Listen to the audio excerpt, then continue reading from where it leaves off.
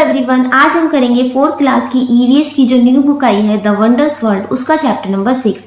इससे पहले हम इसके 5 चैप्टर कंप्लीट कर चुके हैं, लिंक आपको डिस्क्रिप्शन बॉक्स में मिल जाएगा। आज हम करेंगे चैप्टर 6 और चैप्टर का नाम है हैप्पी एंड हेल्दी लिविंग। तो कैसे हमें हेल्दी रहना है और किस तरीके से रहना है जिससे हम हैप्पी भी रहे और हेल्दी भी रहे, तो आज इस चैप्टर में हम ये सीखेंगे। तो चलिए शुरू करते हैं। All of us feel happy at different times and for different reasons. तो हम सब हैप्पी फील करते हैं अलग अलग टाइम पे, डिफरेंट टाइम होता है, एंड फॉर डिफरेंट रीजन, उसके कारण भी अलग अलग होते हैं हमारे खुश रहने के। When do you feel happy, आप कब खुश फील करते हैं? Right your answer in the bubbles given below. नीचे आपको कुछ बबल्स दिए हुए हैं इस तरीके की, तो यहाँ पे आपको लिखना है when do I feel happy, कि ऐसे कौन से रीजन होते हैं जब आप हैप्पी फील करते हैं। जैसे कि फर्स्ट में लिखा है व्हेन आई प्ले गेम्स, जब मैं खेलता हूँ तो मुझे अच्छा फील होता है। इसमें आपको खुद लिखना है answer. When I eat my favourite food, जब मैं अपनी पसंद का खाना खाता हूँ तब मुझे हैप्पी फील होता है, तो यहाँ पे आप खुद लिखेंगे। We feel happy on various occasions, हम अलग अलग ओकेजन पे भी हैप्पी फील करते हैं। Such as when we are eating our favourite foods, जब हम अपना फेवरेट खाना खाते हैं। We enjoy eating food items made from different grains, pulses, vegetables etcetera. तो हम इंजॉय करते हैं जब खाना अलग अलग चीज़ों से बना है, जैसे कि डिफरेंट ग्रेन से बना है, अलग अलग पल्सेस से बना है एंड वेजिटेबल से बना है, तो ये खाते समय हमें क्या होता है? हैप्पी फील होता है। अब है activity first, connect the food item shown below with the ingredients used to make them. नीचे कुछ फूड आइटम दिए हुए हैं और बीच में ये इंग्रेडिएंट्स दिए हुए हैं जिनसे ये मिलकर बनी है। तो आपको ये मैच करना है कि ये वाले फूड आइटम कौन कौन से इंग्रेडिएंट से मिलकर बनी है। जैसे कि मैंने पहले से इसमें निशान लगाया है, ये है कोकोनट, इससे ये बना होगा। ये है इडली, ये चावल से बनी होगी। इस तरीके से ये नट्स हैं, ये इससे बना होगा फूड आइटम। ठीक है, इस तरीके से मैंने मैच कर रखा है। खिचड़ी, पोहा सा, या ये इसकी सब्जी लग रही है मुझे राजमा की, ये इससे मैच कर दिया मैंने। फिर ये क्या लग रहा है? राइस लग रही है, येलो राइस, इसमें ये मटर डली होगी। ठीक है, इस तरीके से आपको कनेक्ट करनी है। नेक्स्ट है journey of the grains. It is interesting to know how each food item reaches us. आपको ये इंटरेस्टिंग लगेगा ये जानकर कि कैसे ये खाना हम तक पहुंचता है। Let us look at the journey of A rice और व्हीट ग्रेन। तो हम नीचे एक जर्नी देखेंगे कैसे कि राइस या गेहूं, इन दोनों में से एक की, कि कैसे ये हमारे तक पहुंचता है।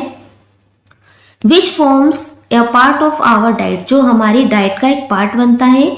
The following pictures show this journey. नीचे कुछ पिक्चर्स दी हुई है, इस पिक्चर्स को देख के आपको पता लगेगा कि कैसे जो गेहूं है, गेहूं की जो रोटी हमारी थाली तक पहुंच पाती है। सबसे पहले देखो, फर्स्ट पिक्चर में दिखा रखी है कि जिसमें ये फार्मर होता है, इस तरीके से जो भूमि होती है उसको उपजाऊ बनाता है और इस तरीके से बीज पहले बोए जाते हैं। सेकेंड है सन की रोशनी होती है, खुला आसमान होता है, थोड़े थोड़े जो है पौधे निकल आते हैं। दिख रहा है पानी भी है, यहाँ पे पानी भी ट्यूबवेल वगैरह से डाला जाता है। उसके बाद बारिश आती है तो ये जो है पौधे थोड़े से और बड़े हो जाते हैं और इनको अच्छे, जो बारिश के पानी से पौधे और खिल जाते हैं और जल्दी बड़े होते हैं।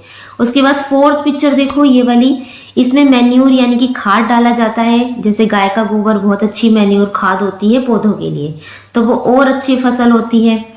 उसके बाद ये देखो अर्थवॉर्म होते हैं, जो केंचुए होते हैं, मिट्टी के जो नीचे हमने खाद डाल दी तो ये केंचुए होते हैं ना, आगे ऊपर नीचे होकर जो खाद होती है पूरी मिट्टी में अच्छे से मिला देते हैं, और जो ये इनका वेस्ट निकलता है उससे भी मिट्टी क्या होती है? बहुत उपजाऊ बनती है। यानी कि जो अर्थवॉर्म होता है इसे किसान का दोस्त भी कहा जाता है। क्यों कहा जाता है? क्योंकि ये मिट्टी को बहुत अच्छे से उपजाऊ बनाता है।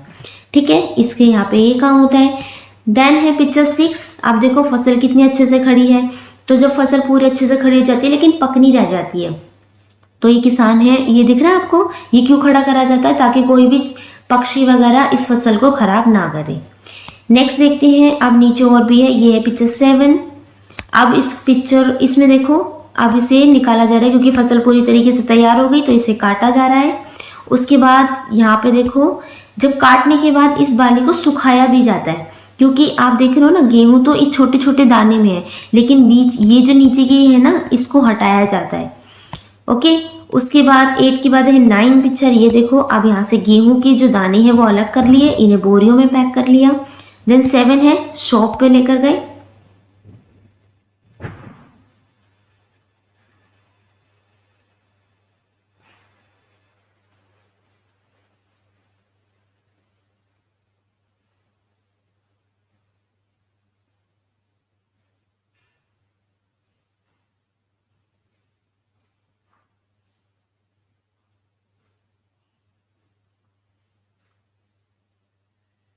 शॉपकीपर क्या करता है, इन्हें अच्छे से अलग अलग बोरी में इस तरीके से निशान बना के रख देता है जहाँ से हम भी खरीदते हैं। फिर है 11 पिक्चर। देखो, शॉपकीपर से हमारे जो पेरेंट्स होते हैं वो खरीद के लाते हैं घर में, फिर उसे कुक किया जाता है, साफ किया जाता है, कुक किया जाता है। देन सबसे लास्ट में ये हमारी प्लेट में तैयार होके आता है। तो देखो कैसी जर्नी होती है ना, कि पहले उगाया जाता है, फिर इतनी जर्नी के बीच में होने के बाद हमारे तक खाना पहुंच पाता है। नेक्स्ट है the journey of the grain from the farm to our plate is long. तो ये जो जर्नी है ये ग्रेन से लेकर और फार्म से लेकर हमारे प्लेट तक पहुंचने तक की कितनी लंबी जर्नी है। The efforts of people, farmer, sellers, tractor or animal make this journey possible for us. तो इस जर्नी में क्या होते हैं, बहुत सारे लोगों का एफर्ट्स लगा होता है। फार्मर होते हैं, सेलर होते हैं, शॉपकीपर होते हैं, हमारे पेरेंट्स होते हैं, और एनिमल को तो हम बोल ही नहीं सकते, ठीक है, ये भी होते हैं जिनसे क्या होता है ये जर्नी पॉसिबल हो पाती है। Water, soil and sunlight also play an important role in this process. Water, पानी, मिट्टी और सनलाइट, सूरज की रोशनी भी क्या होती है, एक इम्पॉर्टेंट प्ले करती है, इसमें रोल प्ले करती है इस प्रोसेस में, इनकी भी बहुत ज़रूरत होती है। Next activity 2, observe the picture and answer the following questions. Put a tick on the element that assist a grain in its journey.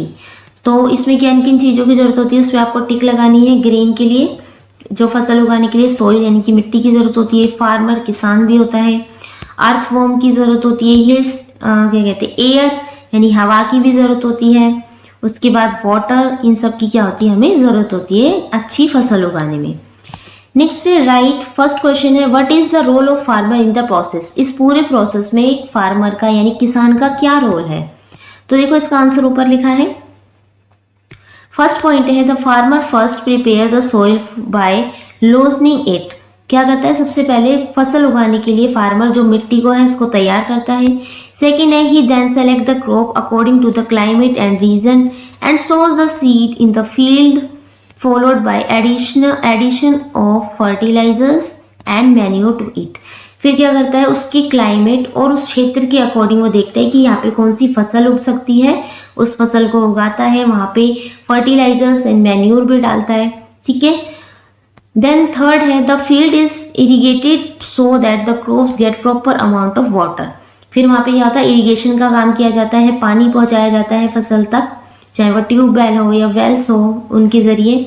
4 है once the crop is fully grown it is ready to be harvested, stored and transported to the shopkeeper.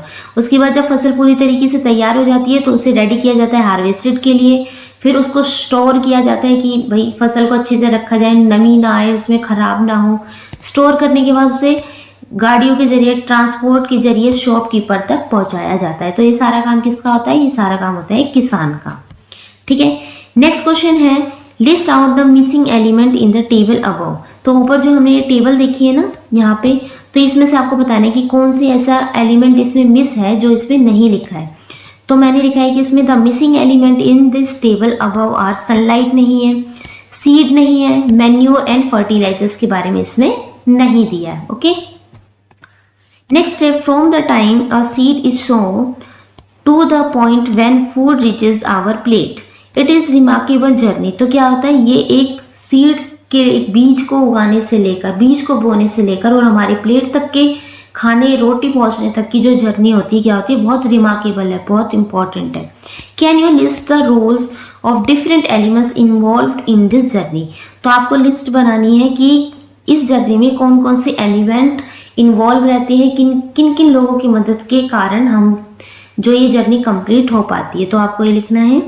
तो नीचे देखो सबसे पहले दे रखा है soil. मिट्टी का क्या काम होता है, provides a place for the seed to grow and gives it nutrition. तो मिट्टी का काम होता है कि वो सीड को उगाने के लिए वो जगह दें, ताकि हम मिट्टी में अच्छी मिट्टी होनी चाहिए ताकि हम उसमें बीज बो सके, ठीक है, न्यूट्रिशन होने चाहिए उसमें। नेक्स्ट है water helps the seed to grow into healthy plant. तो क्या होता है, प्लांट को उगने के लिए पानी की तो बहुत जरूरत होती है। नेक्स्ट है सी फार्मर, किसान का क्या काम होता है, takes care of from crop from planting और हार्वेस्टिंग, तो इसकी जरूरत होती है उसे, फार्मर ये काम करता है। नेक्स्ट है cattle give manure to make a soil healthy, इससे क्या होता है, हमें मैन्योर यानी कि खाद मिलती है, जिससे जो हमारी सोइल होती है, मिट्टी होती है, क्या बनती है, healthy. And also help the farmer plough the field. Next है ई शॉपकीपर सेल्स द ग्रेन और food item in the market so that we can buy them. Shopkeeper का बहुत इंपॉर्टेंट काम होता है, जिससे हम लेकर आते हैं ग्रेन वगैरह। नेक्स्ट है family members buy the food cook it and serve it with love, ये क्या करते हैं, हमारे लिए खाना खरीद के लाते हैं, कुक करते हैं फिर उसे एंड सर्व करते हैं विद प्यार मतलब लव के साथ। नेक्स्ट है जी any other protecting and care, फिर उसकी केयरिंग की भी जरूरत होती है हमें। एनी अदर में आप कुछ भी लिख सकते हैं, चाहे अर्थवॉर्म के बारे में भी लिख सकते हैं। मैंने यहाँ लिखा है प्रोटेक्टिंग एंड केयर, जो भी ग्रेन उगता है, जो भी अनाज उगता है, उसको प्रोटेक्ट करने की बहुत जरूरत होती है।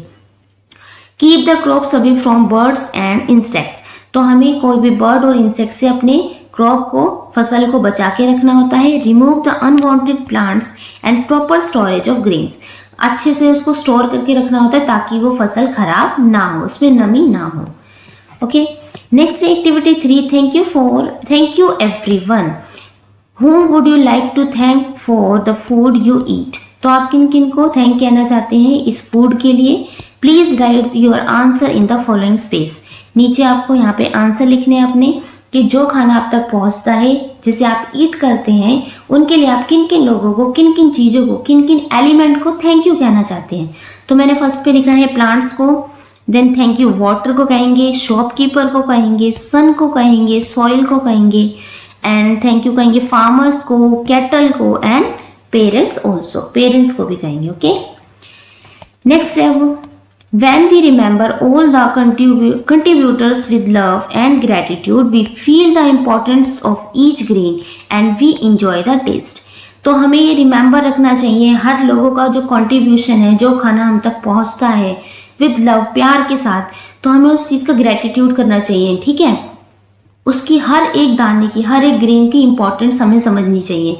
ये नहीं कि हमने खाना वेस्ट कर रहे हैं, फेंक रहे हैं। तो आपने देखा होगा, हमने वो जर्नी देखी, कितना मेहनत लगती है लोगों की हमारे तक खाना पहुंचाने में, फिर बनाना पड़ता है, लेकर आते हैं। ओके, तो इसलिए हमें क्या करना चाहिए, उनके प्रति ग्रेटिट्यूड शो करना चाहिए उन्हें, एंड इंजॉय टेस्ट, और जो भी हम खाना खाते हैं उसका जो टेस्ट है इंजॉय करके खाना खाना चाहिए। ये नहीं है आपने टीवी लगा लिया, फोन लगा लिया, फिर खाना खा रहे हैं। खाने को बिल्कुल अच्छे से खाना चाहिए, उसका टेस्ट को इंजॉय करके। ओके, नेक्स्ट देखते हैं हम। डू यू नो, क्या आप जानते हैं, in India we have different culture practices and festival where we show gratitude to mother nature for the food we eat. तो हमने देखा हमारे इंडिया में डिफरेंट कल्चर हैं, और डिफरेंट कल्चर में अलग अलग फेस्टिवल हैं जिनमें ये ग्रेटिट्यूड शो किया जाता है मदर नेचर को। जो हमारी प्रकृति है उसको माँ की तरह पूजा जाता है, क्योंकि प्रकृति में ही हम रहते हैं, खाते हैं, अपना वेस्ट भी हम यही छोड़ते हैं। तो उसको क्या होता है, उसको मदर नेचर बोला गया है, उसकी पूजा की जाती है, ठीक है। This includes Makar Sankranti. तो कौन कौन से फेस्टिवल होते हैं जिनपे मदर नेचर को ग्रेटिट्यूड किया जाता है, तो ये फेस्टिवल है मकर संक्रांति, अक्षय तृतीया, राजा उत्सव, Onam, Lohri and other festivals. और भी बहुत सारे फेस्टिवल्स होते हैं जो ये मनाए जाते हैं, जिसमें मदर नेचर को थैंक यू कहा जाता है। ओके, नेक्स्ट है mindful eating. One day the teacher asked her student to sit in a circle. तो एक दिन उनके टीचर ने कहा कि आप सभी बच्चे एक सर्कल में बैठ जाइए। She asked them to close their eyes. फिर उनके टीचर ने कहा सभी से कि आप अपनी आईज को बंद कर लो। आप पिक्चर में देख सकते हैं इस तरीके से, ठीक है। Next, thereafter she placed 1 peanut each on their palm. अब उन्होंने, टीचर ने क्या करा, सबकी हथेली में एक एक पीनट रख दिया। Every student felt the object on their palm. अब सभी बच्चों की तो आंखें बंद थी, सब उसको छूकर पहचानने की कोशिश कर रहे थे कि हमारे हाथ पे क्या रखा है। A few students immediately recognise the seed and knew it was peanut. उनमें से कुछ बच्चों ने जल्दी से पहचान लिया कि ये क्या है, ये एक पीनट है। Okay, with their eyes still closed, the student attentively followed the teacher's instruction. अब सभी बच्चों की अभी भी आइज क्लोज्ड है, अब टीचर के सभी बच्चे इंस्ट्रक्शंस को फॉलो करेंगे। अब टीचर उनसे कहती है, देखो फर्स्ट पे, put the food item in your mouth slowly. अब जो आपके हाथ में जो भी चीज रखी है, पीनट है, उसको धीरे से अपने मुंह में रखो। Use your tongue and mouth to feel the surface of the food. अब अपनी जीभ के और माउथ से क्या करो, चीज को, उसके सरफेस को फील करो, जो आपके हाथ में है ना, उसको मुंह में रख के अपनी जीभ से उसको फील करो, कैसा है वो, स्मूथ है, खुरदरा है, किस टाइप का, उसका सरफेस को आपको फील करना है। Then gently chew it with your teeth, फिर आराम से अपने दांतों से उसे चबाना है। Feel the flavour and taste using your tongue, उसके फ्लेवर को आपको फील करना है, टंग से उसके टेस्ट को फील करना है। नोज एंड अदर सेंसेस, अपने सारे सेंसेस से उसको फील करना है कि उसका टेस्ट कैसा है। देन ई है, remember the taste as you continue to chew. अब आपको जब आप चबाते जा रहे हैं, उसके स्वाद को आपको रिमेंबर करते रहना है, भूलना नहीं है। Then before swallowing remember the texture of the food, और उस खाने को, उस पीनट को निगलने से पहले आपको उसका टेक्सचर देखना है कि वो पहले कैसा था और अब कैसा हो गया, उसके टेक्सचर को भी आपको याद रखना है। तो ये एक्टिविटी आप अपनी क्लास में करेंगे। नाउ डिस्कस है क्वेश्चन नंबर फर्स्ट है, what role does your tongue play in this process. अब जो प्रोसेस हमने ऊपर किया उसमें आपके टंग यानी जीभ का क्या रोल होता है। तो देखो यहाँ पे, our tongue helps in the digestion of food by following ways. तो हमारी जो जीभ होती है वो खाने को पचाने में अलग अलग तरीके से हमारी हेल्प करती है। कैसे? It helps in breaking of food, ये खाने को छोटे छोटे भागों में तोड़ने में हेल्प करती है। It helps in mixing the food with saliva, जो हमारी लार होती है तो जीभ की सहायता से जो लार है खाने में मिल जाती है। It helps to detect different taste of food with the help of taste bud, हमारी जो जीभ होती है उस पर टेस्ट बर्ड होते हैं जिसकी हेल्प से हमें पता लगता है कि किसी भी खाने का जो टेस्ट है वो कैसा है। It helps in soling the food by pushing it towards the food pipe, फिर क्या होता है, ये जीभ ही हमें हेल्प करती है, टंग ही हेल्प करती है उस खाने को निगलने में, हमारे फूड पाइप तक पहुंचाने में। तो इसलिए टंग का बहुत इंपॉर्टेंट रोल होता है।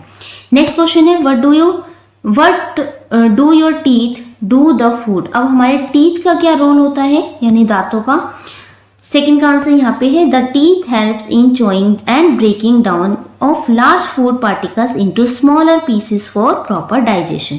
तो खाना क्या, जीभ क्या करती है, तो जीभ तो हमारे डाइजेशन में हेल्प करती है, सलाइवा मिलाती है, और टीथ का हमारे काम होता है उस जो भी बाइट हमने ली है उसको छोटे छोटे पार्ट्स में डिवाइड करना, उसको ब्रेक करना, उसको चबाने का काम सबका क्या होता है, टीथ का होता है, ताकि उस छोटे छोटे पीसेस को आसानी से वो डाइजेस्ट हो सके। Next question number 3, what happens to the food inside your mouth during this process. क्या होता है जब ये खाना हमारे मुंह के अंदर होता है उस ड्यूरिंग। तो देखो इसका answer, the food inside the mouth is chewed by our teeth to break down the large food particles into small particles. तो जो टुकड़ा हमने मुंह में रखा होता है वो एक लार्ज पार्टिकल होता है, फूड पार्टिकल होता है, फिर हमारे टीथ क्या करते हैं, उसे चबाते हैं, उसे स्मॉल पार्टिकल्स में बदल देते हैं। The food particles then mix with saliva, फिर वो स्लाइवा में मिक्स हो जाते हैं, which helps in the digestion process, जो हमारे डाइजेशन प्रोसेस यानी कि पचाने में हेल्प करते हैं। The food is the swallowed with the help of the tongue, और ये हमारी जीभ की मदद से इस खाने को निगला जाता है। ओके, नेक्स्ट है, mindful eating is about paying attention to what we eat and how we feel while eating। तो आपको क्या है, हमेशा माइंडफुल ईटिंग करनी चाहिए। क्यों करनी चाहिए, जो भी आप खा रहे हो उस पर आपका पूरी तरीके से अटेंशन होना चाहिए। एंड व्हाट वी ईट, हम क्या खा रहे हैं, how we feel while eating, और हम कैसा फील कर रहे हैं जब हम खाना खा रहे हैं। ऐसा नहीं है टीवी ऑन कर दिया, आप टीवी देख रहे हैं और फिर खाना खा रहे हैं, बिल्कुल शांति से साथ आपको खाना खाना चाहिए। When we eat slowly and focus on each bite, जब हम बिल्कुल आराम से खाना खाते हैं और उसकी हर बाइट पे फोकस रखते हैं, we can enjoy our food better, तो हम अच्छे तरीके से अपने खाने को enjoy कर पाते हैं। It helps us make healthier choices and appreciate the food we have, तो ये हेल्प करते हैं हमारे हेल्थियर रहने में। और क्या होता है, अप्रिशिएट, उस खाने को भी हम अप्रिशिएट करते हैं जो हम खा रहे हैं। So the next time you eat इसलिए अगर आप नेक्स्ट टाइम जब भी खाना खाएं, try focusing on what you eat. आपको फोकस करना है कि आप क्या खा रहे हैं। चॉइंग योर फूड वेल, अच्छे से खाने को चबाना है।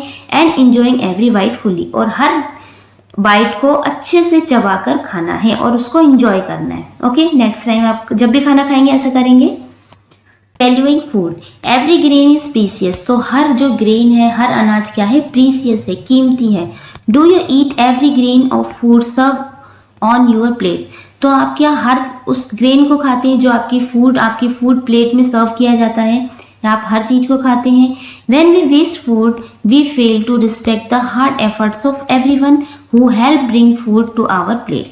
अगर आप खाने को वेस्ट करते हैं तो क्या होता है, ये डिसरिस्पेक्ट होती है उन सब लोगों की जो आप तक खाना पहुंचाते हैं। उनका हार्ड वर्क होता है, उनके एफर्ट्स होते हैं, तो क्या करते हैं, आप उनको डिसरिस्पेक्ट करते हैं। तो इसलिए आपको कोई भी खाना है वो वेस्ट नहीं करना चाहिए, जितना खाओ उतना ही लेना चाहिए।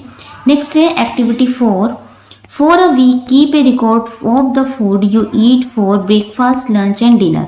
अब आपको नीचे एक टेबल दी हुई है, उसमें लिखना है आपको ब्रेकफास्ट के बारे में, लंच और डिनर के बारे में। After every meal make an entry in the following table, हर खाना खाने के बाद आपको अपने टेबल में एंट्री करनी है। If you ate everything right yes and add a happy smiley, अगर आप हर चीज खा लेते हैं तो यस लिखना है और ये वाला स्माइली फेस बनाना है। If you left some food, अगर आप थाली में कोई भी खाना छोड़ते हैं तो राइट नो लिखना है एंड एड सैड फेस, और इस तरीके से सैड फेस बनाना है। ओके, तो देखते हैं टेबल। तो देखो डे फर्स्ट है, यहाँ पे लिखना है आपको डे, ये है ब्रेकफास्ट में आप क्या खाते हैं, लंच में, डिनर में। डिड यू ईट फुली, क्या आपने पूरा खा लिया। डिड यू वेस्ट, क्या आपने वेस्ट किया है। हाउ डू यू फील, खाने के बाद आपको कैसा फील हो रहा है, वो भी आपको लिखना है। जैसे डे फर्स्ट है, सबसे पहले मैंने लिया ओट्स विद मिल्क, लंच में सैंडविच लिया, डिनर में rice with vegetable. Eat yes पूरा खा लिया मैंने, फिनिश कर दिया। Did you waste, no. And full and satisfied, क्या लगा मुझे, अच्छा लगा, मैंने फुल खाया और मुझे सेटिस्फाइड भी फील हुआ। सेकेंड है toast with jam, then pasta salad. Dinner में मैंने लिया stir fried tofu. And did you eat fully, yes, इसमें भी यस है। डिड यू वेस्ट, नो, कुछ भी वेस्ट नहीं किया। और कैसा फील हुआ, एनर्जी सी फील हुई। थर्ड है, थर्ड में मैंने लिया ब्रेकफास्ट में बनाना शेक, लंच में दलिया, फिर ग्रिल्ड सैल्मन। तो क्या मैंने पूरा खाया, नो, इसलिए मैंने ऐसा फेस बनाया है। तो डिड यू वेस्ट, यस, मैंने ये फील। उसके बाद मुझे कैसा फील हुआ, स्टिल हंग्री, उसके बाद में मुझे कैसा लग रहा है, भूख लग रही है। नेक्स्ट है फोर्थ, स्क्रैम्बल्ड एग खाया, फिर पोहा, करी विद राइस। तो पूरा खाया, यस, कुछ वेस्ट किया, नो, कैसा लगा, कंफर्टेबल फील हुआ। फिफ्थ है योगर्ट विद ग्रेनोला खाया, लंच में सैंडविच, डिनर में पिज्ज़ा। तो आपने पूरा खाया, नो, वेस्ट किया, यस, कैसा लग रहा है, ब्लोटेड सा फील हो रहा है। सिक्स है ब्रेकफास्ट में पैनकेक्स खाए, सूप विथ ब्रेड खाए, लंच में, डिनर में poha. Did you eat fully, yes, मैंने पूरा खा लिया, कुछ वेस्ट किया, नो, सेटिस्फाइड फील हुआ। नेक्स्ट है सेवन डे, फ्रूट सलाद खाई, फिर सैलेड खाया, फिर नूडल्स खाए डिनर में, पूरा खा लिया, यस, कुछ वेस्ट किया, नो, कैसा लग रहा है, रिफ्रेश सा फील हो रहा है। तो ये अब आपके टेबल है, आप जो भी खाते हैं लंच में, ब्रेकफास्ट में, डिनर में, वो आप लिखेंगे। पूरा खा लिया तो यस लिखेंगे, कुछ वेस्ट कर रहा है किया है तो यस लिखेंगे, अदरवाइज नो लिखेंगे। उसके बाद खाने के बाद कैसा फील कर रहे हैं वो यहाँ पे लिखेंगे। ओके, जरूर नहीं है सेम आपको ऐसा ही लिखना है, ठीक है, आप अपने आंसर्स भी लिख सकते हैं। नेक्स्ट है राइट है व्हाट विल यू डू।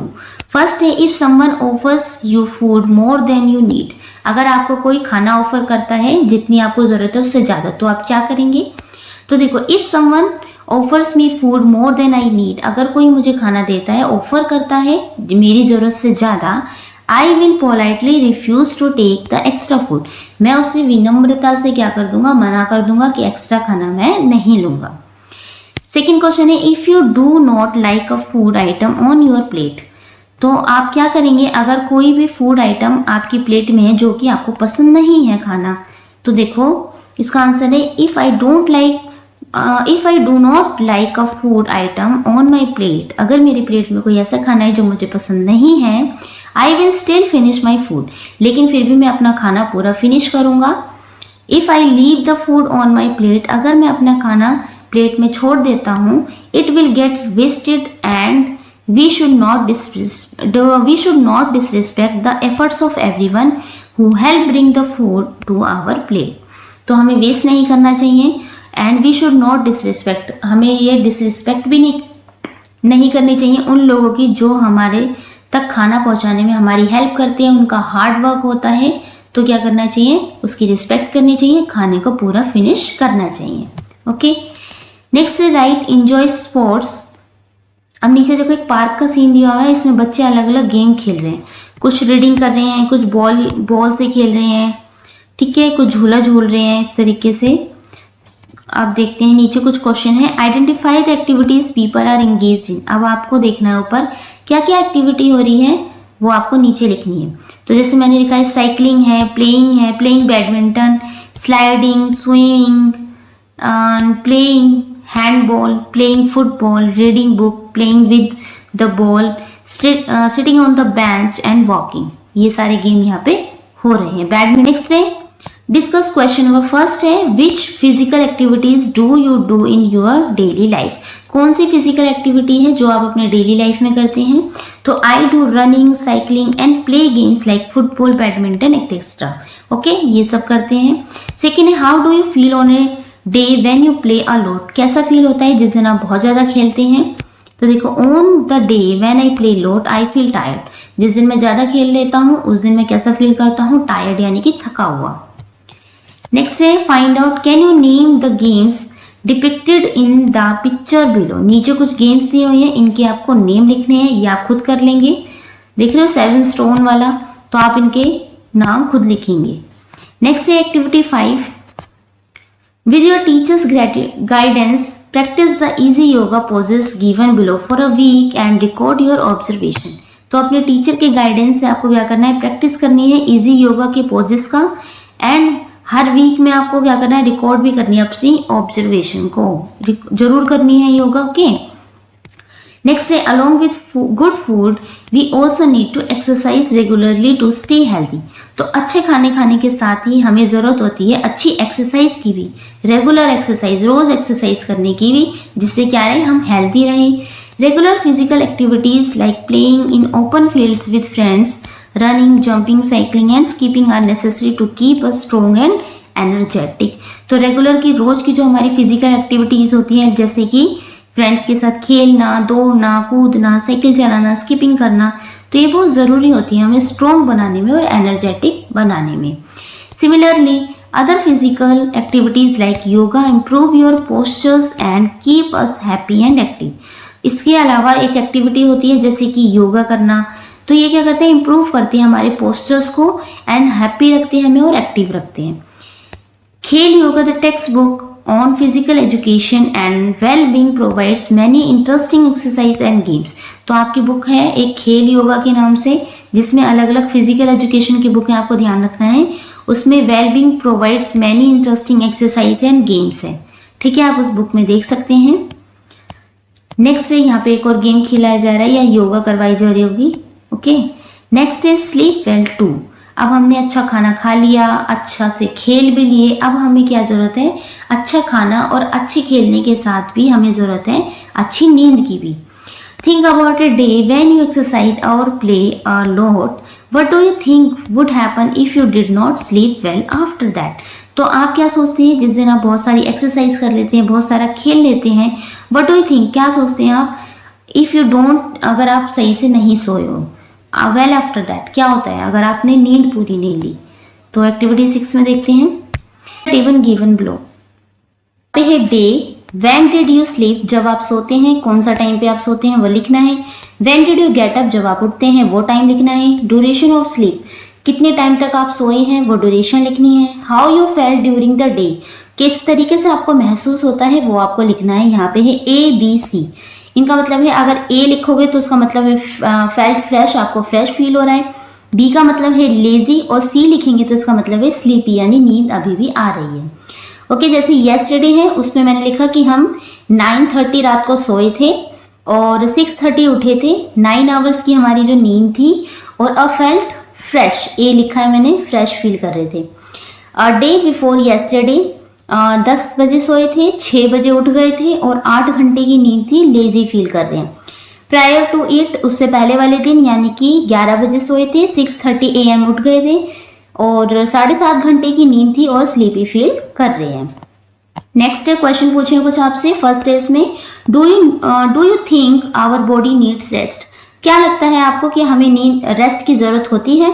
इसका आंसर है our body need rest to feel fresh and strong. हमें फ्रेश फील होने के लिए और स्ट्रॉन्ग फील करने के लिए हमें रेस्ट की जरूरत होती है। Rest help us recover from tiredness and keep us ready for a work और प्ले।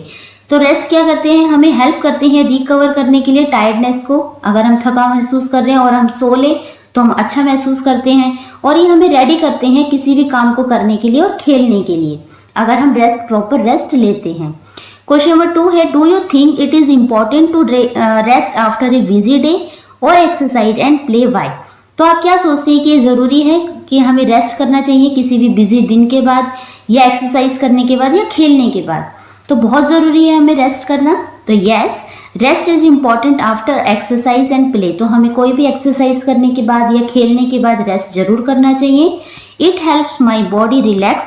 इससे हमारी बॉडी रिलैक्स रहती है। फील लेस टायर्ड, हम लेस टायर्ड फील करते हैं। And get energy for the next day, और हमें अगले दिन के लिए काम करने के लिए एनर्जी मिलती है। Now, our body requires sufficient sleep every day. हमें हमारी बॉडी को एक अच्छी नींद की हर रोज जरूरत होती है। A good sleep takes away our tiredness and makes us feel fresh. तो एक अच्छी नींद हमें क्या करती है, दूर रखती है टायर्डनेस से और अच्छा फील कराती है। When we do not get enough sleep, अगर हम अच्छी नींद नहीं लें, it becomes difficult for us to focus on work और प्ले। तो क्या होता है, अगर हमारी नींद पूरी नहीं हुई है तो हम थका थका महसूस करते हैं और हमें डिफिकल्टी होती है किसी भी काम में फोकस करने में और खेलने में भी।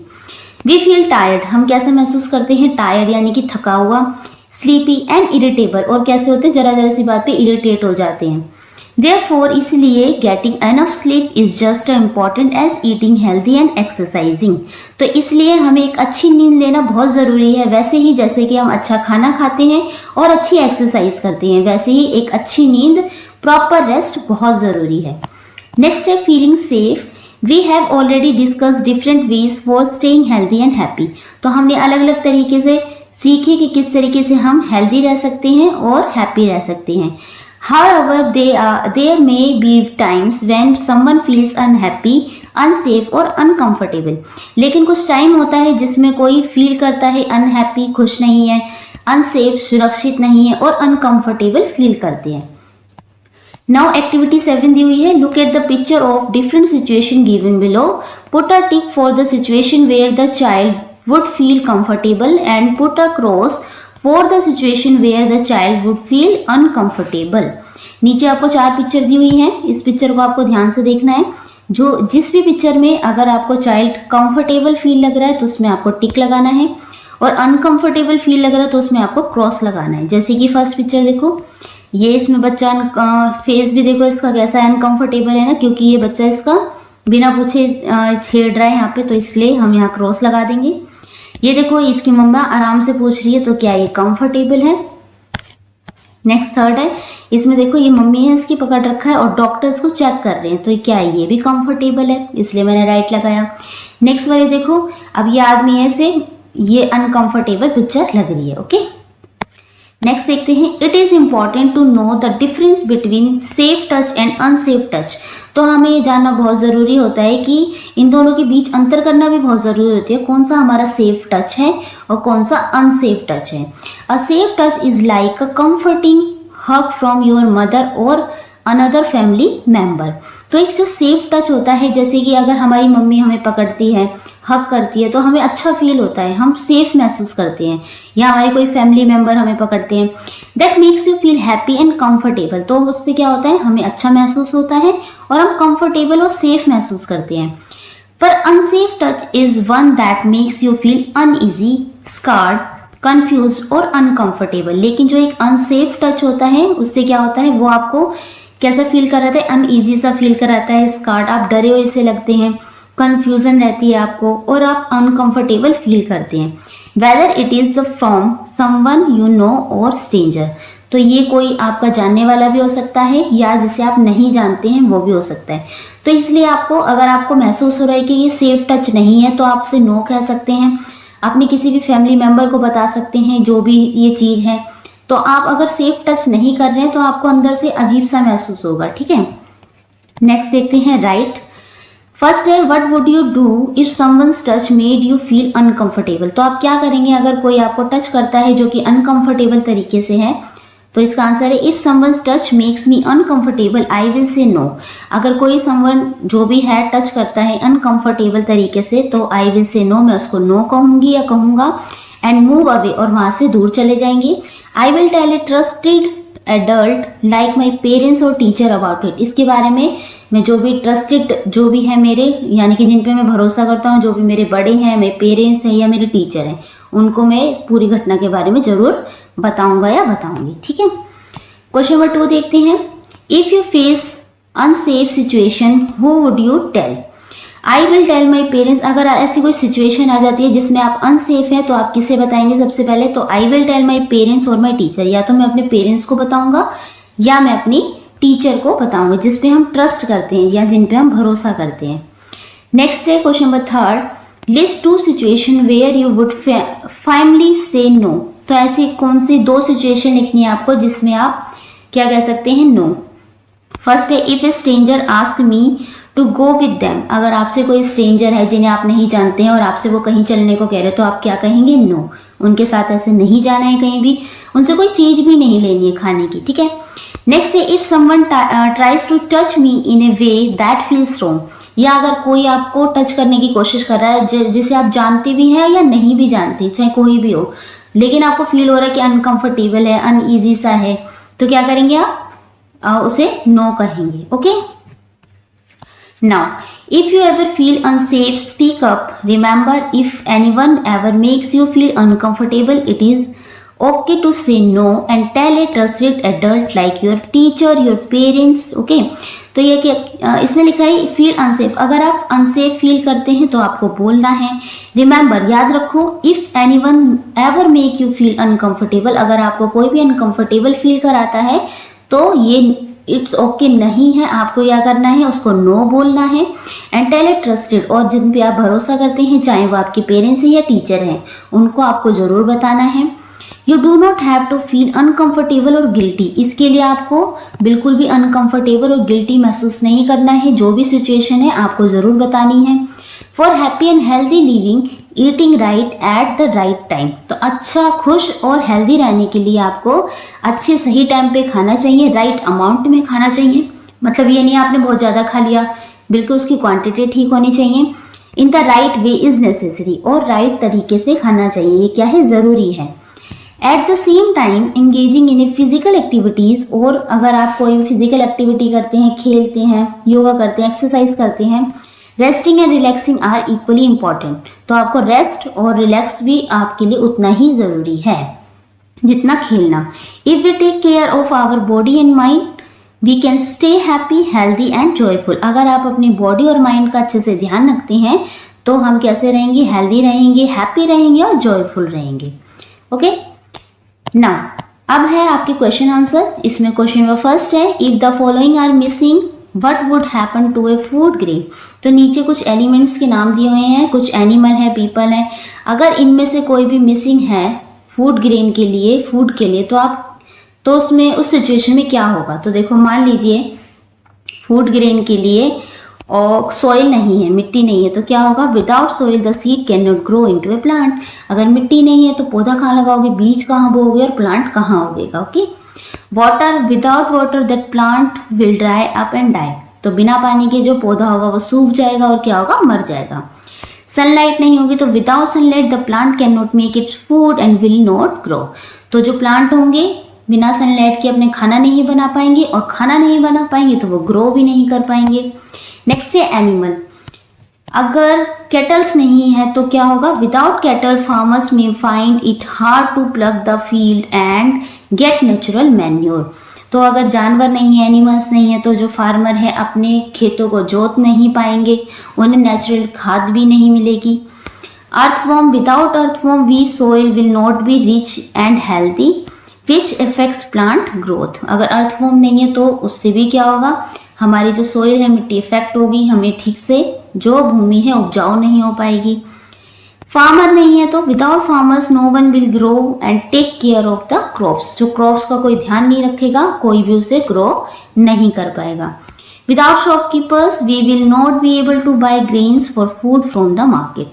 अगर शॉपकीपर नहीं है तो हम क्या होगा, कोई भी ग्रेन खरीद नहीं पाएंगे और मार्केट में भी नहीं जा पाएंगे, ले ही नहीं पाएंगे, शॉपकीपर नहीं होगा तो। Cook without cook we will not get tasty food prepare from the grains. और अगर हम कुकिंग नहीं कर पाएंगे तो क्या होगा, तो टेस्टी फूड नहीं मिलेगा, हम बना ही नहीं पाएंगे। ओके, तो इन सब चीज़ों की क्या है, बहुत ज़रूरत है। क्वेश्चन नंबर 2 देखते हैं। डिजाइन योर आवन favourite plate of balance diet with the food item you like. तो आपको अपनी एक प्लेट तैयार करनी है, फेवरेट प्लेट, उसमें क्या होना चाहिए, एक बैलेंस डाइट होनी चाहिए। ठीक है, remember we should not waste food. और आपको ये भी ध्यान रखना है कि आपको कोई भी खाना वेस्ट नहीं करना है। जैसे कि आप ब्रेकफास्ट में क्या खाएंगे, लंच में क्या करेंगे और डिनर में। मैंने यहाँ लिखा है ब्रेकफास्ट की जो प्लेट में हम लिख सकते हैं ग्लास ऑफ मिल्क हो सकता है, 1 बॉइल्ड एग हो सकता है और 1 बॉल ऑफ पोहा हो सकता है, यहाँ पी बनेगा पोहा, इडली, बनाना और एन एप्पल या हैंडफुल ऑफ नट्स। ये सब चीज़ें हो सकती हैं। अब जरूरी नहीं आपको सेम यही लिखनी है, आप जो ब्रेकफास्ट में खाते हैं आप वो लिखेंगे। नेक्स्ट है लंच प्लेट, उसमें क्या हो सकता है, राइस हो सकते हैं, 2 chapatis, dal, vegetable curry, curd and buttermilk salad हो सकते हैं। डिनर प्लेट में 1 या 2 चपाती हो सकती हैं और a ball of khichdi, mix vegetable curry सब्जी, small ball of dal and salad. Okay, तो आपको सैलेड जरूर खाना है, ये जरूर ध्यान रखना है। ओके, नेक्स्ट देखते हैं question number 3। Which activities did you enjoy during your mindful eating. तो क्या कौन सी एक्टिविटी आप इंजॉय करेंगे जब आप माइंडफुल ईटिंग कर रहे हैं, यानी कि आप खुश होकर कुछ खाना खा रहे हैं। तो while eating I pay attention to what I eat and how I feel while eating. I enjoy eating slowly, तो मैं कब फील करूँगा खुश, जब माइंडफुल ईटिंग कैसे कर पाऊंगा, जब मैं उसको आराम से खाऊंगा, पूरे पे अटेंशन से खाऊंगा। एंड ईटिंग स्लोली, आराम आराम से खा के, and focusing on each bite, हर खाने पर, हर बाइट में मुझे बिल्कुल फोकस रखना है। It helps me to enjoy the taste, ये मुझे हेल्प करेगा उसका टेस्ट इंजॉय करने में। And appreciate the food that I get, और उस फूड को अप्रिशिएट कर पाऊंगा मैं जो मुझे मिला है। क्वेश्चन 4 है how can you keep your mind strong, keep your body strong, कैसे आप अपनी बॉडी को स्ट्रॉन्ग रख सकते हैं। Write down the names of exercise and games you would practice. तो कुछ एक्सरसाइज और गेम्स के आपके नाम लिखने हैं। जैसे एक्सरसाइज में मैंने लिखा है हम रनिंग कर सकते हैं, स्कीपिंग रॉप कर सकते हैं, स्ट्रेचिंग और योगा कर सकते हैं। गेम्स में है साइकिलिंग कर सकते हैं, football, badminton, basketball and kho kho. ये सारे गेम्स को हम खेल के बॉडी को स्ट्रॉन्ग रख सकते हैं। नेक्स्ट है question number 5। Which habit would you practice daily. तो कौन सी ऐसी हैबिट है जिनकी प्रैक्टिस आपको डेली करनी है। इंडिकेट योर प्लान्स, और आपको यहाँ प्लान्स अपना लिखना है। तो यहाँ पे एक टेबल दी हुई है, एक तरफ है वो एक्टिविटी के नेम एंड यहाँ पे है आपका प्लान। जैसे फर्स्ट है वेकअप अर्ली, तो कितने बजे उठना है, वेकअप एट 6 AM, 6 बजे तक उठ जाना है मॉर्निंग में। Yoga and exercise, do yoga for 15 minutes daily, रोज 15 मिनट योगा करना है। Eat a balance diet on a time, सही टाइम पे बैलेंस डाइट खानी है, जैसे उसमें हम खा सकते हैं eat fruits and vegetable every day. Exercise and play में क्या कर सकते हैं, play football in the evening and शाम को हम फुटबॉल खेल सकते हैं। Less use of TV and mobiles, तो टीवी और मोबाइल का हम सिर्फ 1 घंटे ही पूरे दिन में यूज कर सकते हैं। Okay, read a book, read a story book of 30 minute, 30 घंटे यानी 30 मिनट यानी कि आधे घंटे हमें स्टोरी बुक जरूर पढ़नी है। स्लीप पीसफुली, और अच्छे से सोना है, कितने बजे, स्लीप बाय 10 PM, हमें सो जाना है। ओके, तो ये प्लान है। अब इसके अलावा आपका दूसरा भी हो सकता है प्लान, तो जरूरी नहीं आपको सेम यही लिखना है, आप अपने अकॉर्डिंग लिख सकते हैं। ओके, इसके साथ ही आपका 6 चैप्टर कंप्लीट हो जाता है। कुछ डाउट है तो आप इसमें कमेंट कर सकते हैं, ठीक है। कुछ भी नहीं समझ में आया तो नीचे कमेंट करके आप पूछ सकते हैं। वीडियो अच्छी लगी हो तो प्लीज़ लाइक करना ना भूलें, चैनल को जरूर सब्सक्राइब कर लीजिए, बेल आइकन जरूर प्रेस कर लीजिए ताकि कोई भी नई वीडियो है उसका नोटिफिकेशन आपको जल्दी मिल जाए। Thank you.